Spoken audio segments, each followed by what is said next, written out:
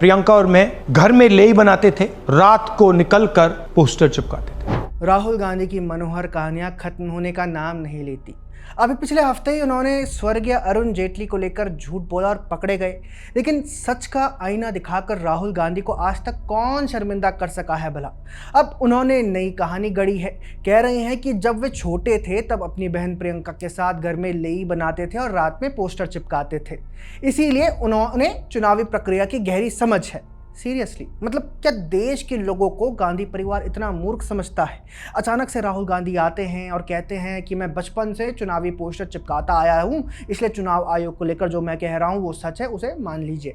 उनका दावा सुनकर मुझे परसाई जी की कहानी लंका विजय के बाद का वो बंदर याद आ जाता है जो कहता था कि चूंकि ऋषियों के आश्रम में घुसकर वो उनके छात्रों की कलम और ऋषियों का कमंडल छीनकर भाग जाता था, इसीलिए उसे शिक्षा की सारी समझ है और वह विश्वविद्यालय के वाइस चांसलर का पद डिजर्व करता है।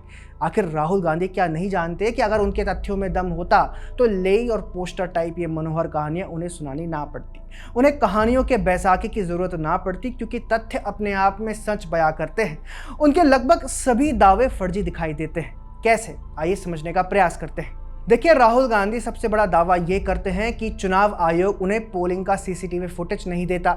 उनका कहना है कि आयोग इसीलिए सीसीटीवी फुटेज नहीं देता क्योंकि वोटर लिस्ट में फर्जी वोट जोड़े गए हैं और उन वोटर्स के लिए वोट कोई और बीजेपी के पक्ष में डालता है। सीसीटीवी फुटेज से ये खुलासा हो जाएगा, इसलिए आयोग इनकार करता है। जबकि सच ये है कि 2022 में कलकत्ता हाईकोर्ट के ऑर्डर पर चुनाव आयोग ने फॉरेंसिक जांच के लिए पोलिंग बूथ का सीसीटीवी फुटेज दिया था। सच ये है कि 2025 में ही सुप्रीम कोर्ट के आदेश पर आयोग ने सीसीटीवी फुटेज देने की बात कही थी। सच ये भी है कि चुनाव आयोग का बनाया हुआ नियम कहता है कि चुनावी नतीजों के 45 दिन तक किसी भी पोलिंग बूथ पर किसी को भी अगर कोई आपत्ति होती है और कोर्ट सीसीटीवी दिखाने को कहता है तो कोर्ट को आयोग सीसीटीवी प्रोवाइड कराएगा।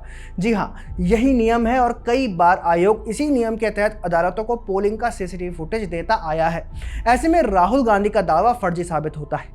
पर यहाँ जो बात मार करने लायक है वो ये है कि वर्षों तक ईवीएम के सहारे चुनाव जीतने का आरोप लगाने वाला नेता अब कह रहा है कि ना, जीत तो फर्जी वोट से होती है, ना कि ईवीएम के छेड़छाड़ से। राहुल गांधी दूसरा दावा करते हैं कि कर्नाटक की महादेवपुरा विधानसभा सीट पर 1 लाख से ज्यादा फर्जी वोटर्स हैं। ये बहुत बड़ा फिगर है। राहुल गांधी को अगर अपने आंकड़े, अपने फिगर पर विश्वास है और उनका आरोप फर्जी नहीं है तो क्यों वे इसे लेकर सुप्रीम कोर्ट नहीं चले जाते? सुप्रीम कोर्ट इस मामले की जांच कर लेगा और दूध का दूध और पनीर का पनीर हो जाएगा। लेकिन वो सुप्रीम कोर्ट जाने से इनकार करते हैं। सवाल है क्यों? कांग्रेस पार्टी तो बात बात पर सुप्रीम कोर्ट पहुंच जाती है। पिछले 10 वर्षों में मोदी सरकार का कोई ऐसा निर्णय नहीं है जिसके खिलाफ राहुल गांधी के चारण सुप्रीम कोर्ट ना गए हों।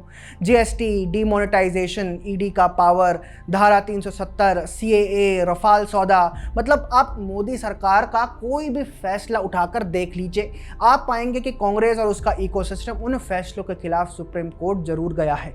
उनके इकोसिस्टम में वकीलों की भरमार है। फिर इस मामले को लेकर जिसे इतना गंभीर बताया जा रहा है, जैसी लोकतंत्र की हत्या बताई जा रही है, जिसके बारे में कहा जा रहा है कि 100% सही सबूत है, उसे लेकर क्यों नहीं जा रहे सुप्रीम कोर्ट? क्या इसीलिए क्योंकि सुप्रीम कोर्ट में सही तथ्य रखने पड़ेंगे जो आपके पास है नहीं? क्या इसीलिए क्योंकि सुप्रीम कोर्ट में आपकी पोल खुल जाएगी? ठीक है, मत जाइए सुप्रीम कोर्ट। तो चुनाव आयोग ने जो कहा है कि शपथ पत्र पर साइन करके दीजिए कि अगर आपके ये तथ्य जांच में गलत पाए जाए तो आप जो भी कानूनी सजा है वो भुगतने के लिए एकदम तैयार हैं। कर दीजिए साइन, डर क्यों रहे हैं? साइन करके शपथ पत्र जमा कर दीजिए और जांच हो जाने दीजिए। लेकिन वो भी आपको नहीं करना है। क्यों? डर किस बात का है?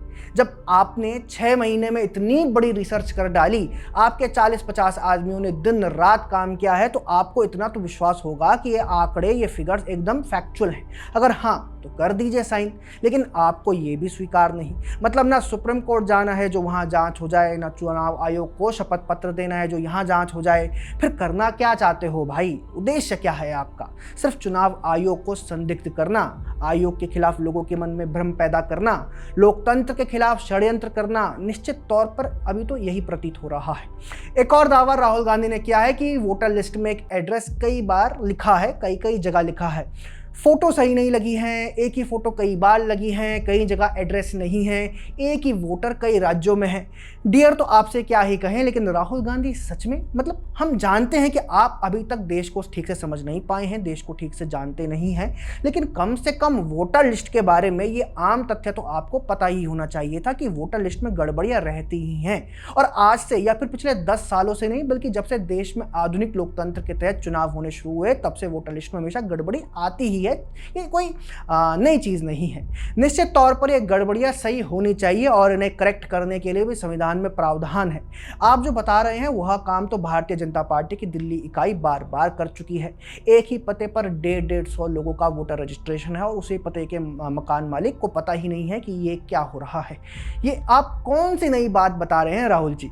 चुनाव आयोग के नियमों के तहत SIR यानी स्पेशल इंटेंसिव रिवीजन इसीलिए तो किया जाता है जिससे कि इस तरह की कमियों को सुधारा जा सके, वोटर लिस्ट को सैनिटाइज किया जा सके। बिहार में चुनाव से पहले चुनाव आयोग ने यही करने का प्रयास किया है, लेकिन बिहार में उसी प्रक्रिया को लेकर आप पिछले लगभग 2 महीने से हंगामा काट रहे हैं और अब कहते हैं कि हमने 6 महीने की रिसर्च के बाद ये पाया है कि वोटर लिस्ट में ऐसी गड़बड़ियां हैं। बिल्कुल हैं, और इसीलिए SIR पूरे देश में होनी चाहिए, जैसा कि चुनाव आयोग ने ऐलान भी किया है। तो दोस्तों, कह सकते हैं कि राहुल गांधी का प्रेजेंटेशन की प्रेस कॉन्फ्रेंस ने राष्ट्रीय स्तर पर SIR का केस और मजबूत कर दिया है। बस समस्या यह है कि कल को यही राहुल गांधी और यही कांग्रेस पार्टी दोबारा से दो मुंहापन दिखाते हुए अगर इसी SIR का दोबारा से विरोध करने लगे हैं तो कोई बड़ी बात नहीं होगी। खैर, आगे बढ़े उससे पहले आप राहुल गांधी का ये छोटा सा वीडियो देखिए। एक बात आपको क्लियरली समझनी होगी, जब तक इलेक्शन कमीशन कॉम्प्रोमाइज्ड है, जब तक वोटर लिस्ट कॉम्प्रोमाइज्ड है, तब तक ना ईवीएम से कुछ होगा ना मैन्युअली होगा। इलेक्शन कमीशन अगर नॉन कॉम्प्रोमाइज्ड है और मैन्युअली किया जाए हो सकता है, बट यहां तो अंपायर ही मतलब दूसरी टीम का है, तो आप वोटर लिस्ट लगाइए, आप मैन्युअली कीजिए, ईवीएम कीजिए, उससे कोई फर्क नहीं पड़ेगा। देखा आपने, राहुल गांधी कह रहे हैं कि अगर इलेक्शन कमीशन कॉम्प्रोमाइज्ड है तो फिर ना तो ईवीएम से कुछ होगा और ना ही मैन्युअली कुछ होगा। मजे की बात यह है कि इसके बाद भी पिछले कई वर्षों से लगातार राहुल गांधी ईवीएम के मुद्दे पर हंगामा कर रहे थे।